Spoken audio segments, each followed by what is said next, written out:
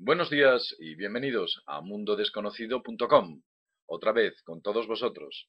Aquí estamos para contaros aquello que nadie os cuenta. Y eso que nadie os cuenta es quizás lo más importante, o donde está el kit de la cuestión. Tenemos hoy un tema muy de actualidad.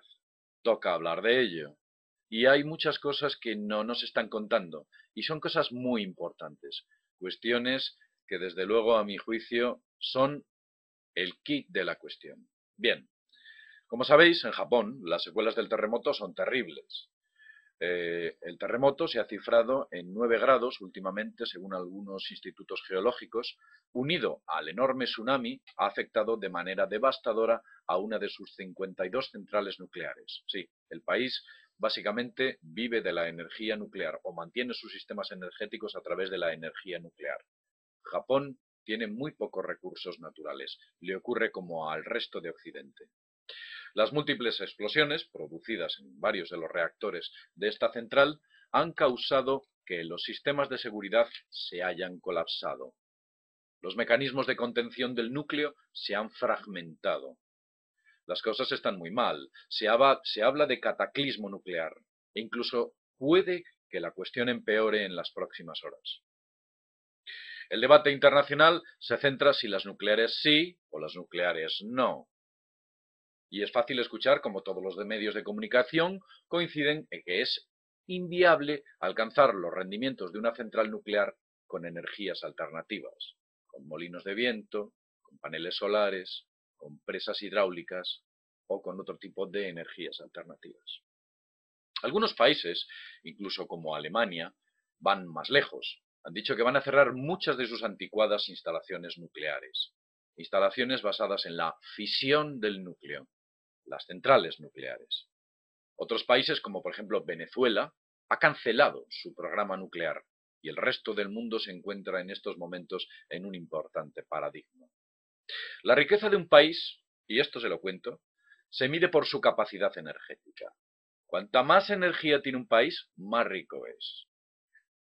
A los países del tercer mundo, cuya energía está basada en el barato carbón y el gas, sus pobres economías no les permiten construir infraestructuras hidráulicas, no les permiten construir centrales nucleares. Además, internacionalmente no les permitirían incluso tratar con energía atómica. Bien, mientras tanto, esos países que, pese a ser enormemente ricos en cuanto a recursos minerales y recursos naturales, esos recursos sobre los cuales Occidente ejerce un enorme saqueo sobre ellos, les impide florecer energéticamente. Es por eso que el tercer mundo sigue siendo el tercer mundo, porque entre otras muchas cosas, y sobre todo esta, sus sistemas energéticos son muy deficitarios.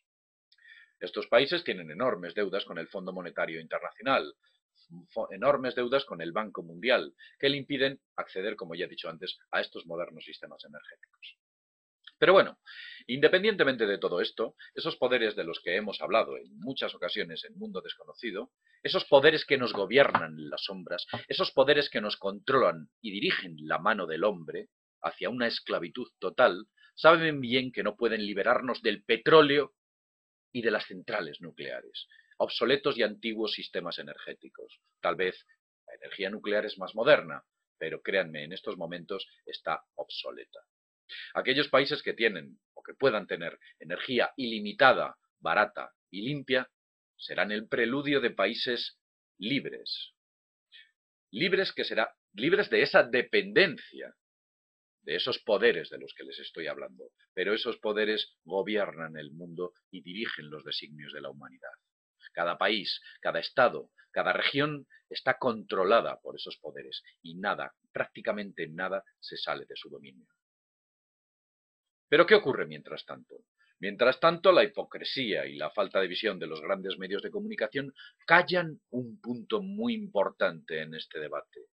Si encendéis la radio, o ponéis la televisión, o leéis un periódico, veréis un debate entre nucleares sí o nucleares no. Quizás depende de si ese medio está vinculado a algún tipo de empresa que se dedique a la producción de energía.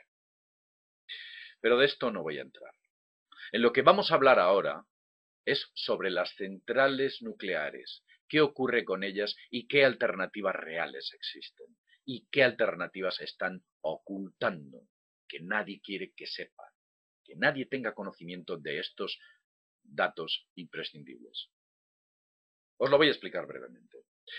En las centrales nucleares, si no lo sabéis yo os lo voy a contar, los átomos de uranio, que es el combustible de estas centrales, un uranio inestable, que se produce en muy poquitas cantidades de forma natural en la naturaleza, concretamente es el isótopo 235 del uranio, es sometido a reacciones de fisión contenida que liberan una enorme cantidad de energía calorífica. De hecho, se habla de millones de grados. Esta radiación es aprovechada para generar energía eléctrica. Y cuando hablo de fisión, estoy hablando de eso.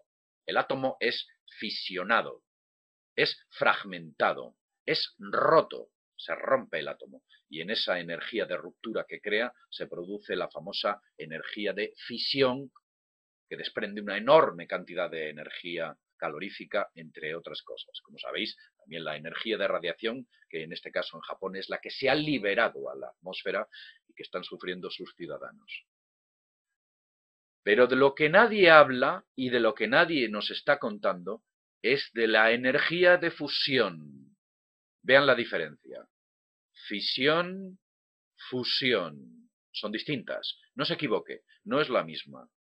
La fusión, o también llamada fusión fría, es una forma de producir energía casi a temperatura ambiente con leves en presión atmosférica. Podríamos decir que a la misma presión atmosférica. Se genera una enorme cantidad de energía al convertir este proceso de fusión en energía, valga la redundancia. Dicho proceso lo que hace es lo siguiente: fusiona átomos de helio y de deuterio, de tal modo que en su fusión se desprende una enorme cantidad de energía, una energía que es controlada, una energía que es fría, que no produce radiación y que no produce todos esos efectos colaterales que la energía de fisión genera. Todos esos efectos que la energía de fisión crea, como por ejemplo la radiación, entre otros muchos efectos. Pero ahora yo les hablo de una pregunta. Les voy a hacer una cuestión que lanzo al aire. ¿Se puede construir una planta de fusión fría? ¿Se pueden reemplazar las actuales plantas de fisión por plantas limpias de fusión fría? La respuesta es sí, pero nadie habla de ello. Yo os cuento. En el año 2006, China construyó su primer reactor de fusión fría a nivel experimental. Concretamente en Xinhua. Fue una provincia, una ciudad, donde los científicos consiguieron desarrollar una central que generaba energía barata con un reactor de fusión fría. Pero es que les voy a dar un dato.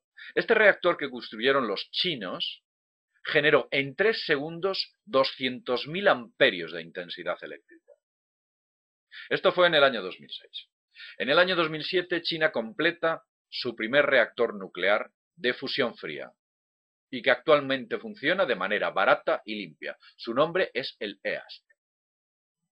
Y está funcionando. Y está generando fusión fría. Si un terremoto se produjese sobre el EAST, no pasaría absolutamente nada. No habría radiación, no habría contaminación, no habría nada de nada. 1000 o 100.000 veces menos que lo que ha ocurrido en el reactor nuclear japonés de fisión. Y ahora yo les digo, ¿ustedes creen que Occidente tiene su reactor de fusión fría? ¿Creen que en Occidente, en los países de Occidente que conocemos, que van desde Japón, Estados Unidos y Europa, poseen sus reactores de fusión fría? Les voy a decir algo que esos medios de comunicación no le están contando. Desde hace años se viene desarrollando el llamado ITER, que es un proceso o una investigación en desarrollo por la cual Occidente quiere desarrollar su primer reactor de fusión fría. Les recuerdo que en el 2006 ya los chinos tenían uno, funcionando, trabajando, y les iba bien. Y les generaba un montón de energía. Bueno, pues aquí en Occidente todavía siguen ahí desarrollando, es que no sé si podremos, tenemos estos problemas, a ver si es posible. La pregunta es, ¿qué es lo que frena el ITER? Hay algunos poderes fácticos de los que hemos hablado en Mundo Desconocido en muchas ocasiones que frenan el desarrollo de estos reactores de fusión fría. ¿Por qué no quieren que se empiecen a construir reactores de fusión fría? Los chinos ya lo tienen, hace 5 años. Os contaré una historia. Esta es la historia del señor Eugene Mallowy. Eugene Mallowy nació el 9 de junio del año 1947, curiosamente el mismo día que nací yo, pero en otro año. Desde joven demostró ser una persona dotada intelectualmente, así como de poseer un espíritu científico y una persistencia propia de los genios como Tesla. Fue doctorado en aeronáutica, astronáutica, por el MIT, el Massachusetts Institute of Technology, una especie de instituto donde está la cima de los cerebros del mundo. También fue doctorado en Ciencias de Salud Ambiental por la Universidad de Harvard y había trabajado para las más altas esferas empresariales, científicas, tales como los laboratorios Tusk e incluso el famoso MIT, que como ya he dicho antes es el high-end de la ciencia mundial. Este hombre se dedicaba a desarrollar nuevos y revolucionarios motores energéticos. Durante los últimos 15 años de su vida se había entregado en cuerpo y alma a la investigación de la llamada fusión fría. Fueron muchos los sacrificios que el señor Mallowy tuvo que hacer a nivel personal y también a nivel económico y a nivel familiar. Estos sacrificios fueron para intentar desarrollar esta maravillosa e ilimitada forma de energía. Lamentablemente, Mallowy se vio obligado a luchar contra sus colegas y científicos, quienes habían adoptado o optado por la fisión de la que hemos hablado antes, el clásico reactor nuclear, y que ridiculizaban a esos investigadores que pensaban que con la fusión se podrían obtener los mismos o mejores resultados. 24 horas antes del asesinato del señor Mallowy, este escribe a su amigo e ingeniero Richard Hoagland. Richard Hoagland, que es el actual webmaster de enterprisemission.com. Fue una persona que trabajó para la NASA. Bien, escribe a Hoagland en una carta que le dice lo siguiente. Mallowy escribe a Hoagland y le dice: tengo previsto presentar de manera inminente el desarrollo final de la revolución energética de la fusión fría. He dado con ello un proyecto factible de fusión fría. Pero por desgracia, alguien consiguió acallar ese descubrimiento. El 14 de mayo del 2004, Mallowy aparece asesinado en su casa familiar. Mientras estaba efectuando unas labores rutinarias de limpieza, alguien entró y asesinó a Mallowy con terribles golpes en la cabeza, con un bate de béisbol. Le golpearon hasta matarlo, y aparentemente se decía que el móvil era el robo, pero no pareció que nada se hubiese sustraído de valor en su casa. ¿Todo esto es casual? Esta es la pregunta que muchas veces yo les lanzo. ¿Es casual esto? ¿Que es casual que el hombre que tuvo la llave de la fusión fría en Occidente fuese asesinado horas antes de entregar ese conocimiento a la humanidad? Ese descubrimiento que morirá en la noche de los tiempos. Como vemos, ciertos poderes parecen impedir y reprimir, así como desactivar todas estas maravillosas fuentes energéticas ilimitadas que existen. No solo la fusión fría, podemos hablar de muchas más, pero les pondré otro ejemplo. El científico Stanley Meyer fue un gran investigador, fue un gran inventor. Construyó un motor que funcionaba con agua del grifo, ni más ni menos. Su sistema rompía las moléculas del agua a base de impulsos eléctricos. En 1985 construyó un coche que participó en una carrera en Australia donde recorrió 1800 kilómetros sin calentarse, con agua del grifo. Su invento, con el tiempo, comenzó a cobrar fama mundial. La cosa se estaba disparando. Años después, mientras comía con su familia en un restaurante, de repente se levantó gritando que lo habían envenenado y cayó muerto. Cayó muerto mientras corría hacia su coche. El dictamen del forense fue muerte por aneurisma. Y así seguimos y seguimos, con las energías que van desde los coches con aire líquido, algo de lo que les podría hablar mucho seguramente Miguel Celades. Y os podría hablar también de energías magnéticas hiperdimensionales infinitas que se están desarrollando, que se están ocultando y que se están acallando. ¿Y cómo? Pues con métodos expeditivos, si es preciso, como en los dos casos anteriores. Mi pregunta es, ¿cómo luchamos contra esto? ¿Cómo luchamos contra estas cuestiones que esclavizan a la humanidad? Todos los días me levanto que tiene que existir una fórmula, un método, una manera para acabar con estas satánicas fuerzas que inducen al hombre a la esclavitud y la ignorancia total. Debemos cambiar esto. Tenemos que hacerlo. Ya no por nosotros, por nuestros hijos. Si usted está aquí y ahora escuchando esto, es porque hay algo dentro que le empuja a querer cambiar las cosas. Hay una espina dentro de usted que le dice que el sistema está fallando. Bueno,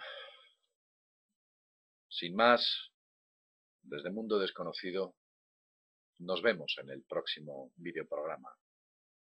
Pero seguiremos hablando de esas cuestiones incómodas que a mucha gente no, que a muchos poderes no le interesa que usted los conozca. Hasta pronto, nos vemos.